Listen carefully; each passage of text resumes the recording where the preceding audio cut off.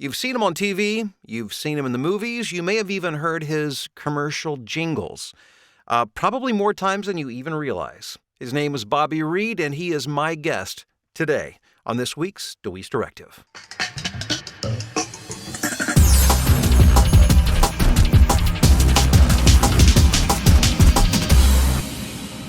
I'm very excited today to have with me Mr. Bobby Reed from Los Angeles. Bobby. Hi. It's so good to talk to you. I have to give a little backstory.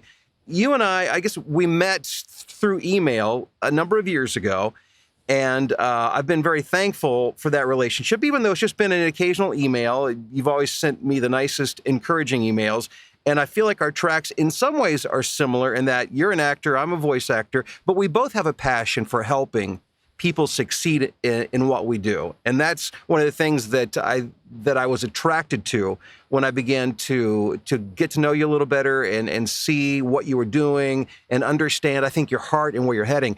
And I knew at one point I wanted to get you on to talk to some of the folks who are aspiring to be successful voice actors. So again, thank you for being here. All that to say that I'm very thrilled for the opportunity to talk to you, Bobby. You're welcome. So that was just a big fan of yours because of the volume, the sheer volume of the videos that you put out to help people for free is breathtaking. Who wouldn't notice that? It's unbelievably fabulous. well, thank you. Oh my gosh, I went through all of it. And I'm a voice person, but I don't solely do voice, so I'm not an exclusive voice person. It's sort of like an afterthought, but I've always had a voice agent, done a few jobs, but not a star like you. But your gift to the voice community is just eye-catching. I was like, look at this guy's content. Who has that kind of time? No, there's no one. You stand alone in the entire American internet community. At least I don't know anyone else that does such a thing globally. I look at all kinds of voice things. There's those long form talk shops. Those guys that do like an hour and a half talking voice. Right. Yeah. Well, thank you, Bobby. I appreciate that. And just so let's give a little backstory here. So, and people are probably watching saying, well, this guy looks so familiar to me. And your face has appeared. It's funny because once I realized who you were, I thought, oh, wait a minute. I've seen this guy around. I mean, let me just throw out a few things. Law and Order, Sons of Anarchy, one of my all-time favorite series, Parenthood.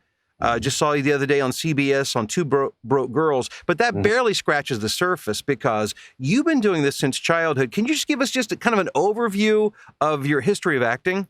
Well, just started in Middletown, New York at Hansel and Gretel at my sister's dancing school. They had Hansel as a girl, and I said, oh no, Hansel should be a boy. And I cast myself as Hansel at around 6. And so you were marketing yourself even then?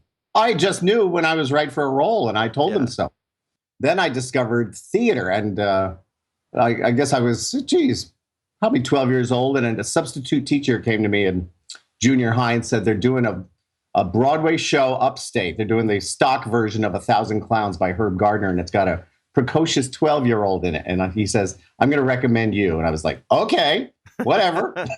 I had no idea how you get a job, but that's how I got my first legitimate job, is doing 1,000 Clowns as a 12-year-old character. And that was it. And in upstate New York, obviously, one job leads to another. So you show up and you do one and you do the next one. And then by the time I got to Manhattan at 17, I had 30 shows under my belt. And then just got 100 more. And then right around the Law and Order time, I had done Spin City, and then I got Law and Order. And by the time I did Law and Order, that was, I guess, late 80s. And I was like, this is good. This is better than stage. And I liked it more than doing theater, because theater is very demanding. You're stuck in town. You have to go to the theater at 5 o'clock when everyone else is going out and relaxing. So I preferred television. And then I came out here in 99, Los Angeles, to just switch it up to film and television. And that's just a life in show business. Just one gig leading to the other. There's no great mystery. There's no great, how do you get that thing? I just showed up. You do the job. You find out it's just run by regular people like Bill DeWeese and Bobby Reed. That's it. Just plain people trying to do the best they can. So here I am I'm 60 this year. So from 6 to 60, I think that's a good run. And I'm just warmed up. Well, I love it, just getting warmed up. You're quite the journeyman. I mean, when you think about it, the kind of work you've done, and those who have attempted work in acting, they know how much is involved, the kind of energy that is expended in just being employed. Doing anything at any given time is a big deal, but you've done it consistently over the course of your life. So, which brings us to our conversation, because this can be so disheartening for people, who are just getting started. You submit 100 auditions. You're not getting anything back in terms of response, no jobs. You begin to think, well, what a terrible decision. I must be awful. Well, you know how the mind can be a terrible enemy. So from where you have perspective. And maybe that's the most valuable thing you can bring to people is perspective and experience. Let me ask you this. What are some of the biggest mistakes that you see people in this business make that leads ultimately to failure as opposed to success?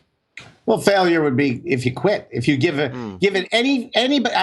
Here's a guy I made a couple movies with. I got invited to his farewell party on Facebook. Come and say goodbye. I'm going to New York. And I said, "You go to New York?" He says, "Yeah, I'm going to give it a couple years." I was like, "Oh, that's not going to go well. He may end up an unhappy person. A couple years. I don't know if you could sell paper towels in a couple of years. Yeah. So the mistake is that these people sometimes think that there's a time frame. And in my classes that I teach, I have 15-year-olds and I have 80-year-olds and everything in between. And I tell the 80-year-olds, good for you. There's bookings for you. There's bookings for the 15-year-olds. You got to have a very long view. So the big mistake I see is impatience or expectations. When you expect something that, well, geez, I sent out 100 pictures. I should have a film by now, or I should be on a right. TV show. Because when in the 70s, when all my stage friends were coming to LA and getting television shows, I'm not kidding, in 79, I took a plane out here and got off the plane and really firmly expected to be in a television show quickly. I just imagined that. I was like, okay, I'm here. Where's my show? And I was an extra for Steven Spielberg in 1941, that John Belushi, yeah. 1941. I worked 3 weeks as an extra. And I'm not kidding. I talked to Steven and I was like, okay, all right, I've done extra work. Now I'm ready for a role or something. I mean, I would just, at 19, you don't know what to not say. So sure, I was, I'm here. Come on. Well, that lasted a year and I went back to New York and stuck with the theater, which I knew and I got jobs in. But impatience, not looking at the long view, never expect a result. Never.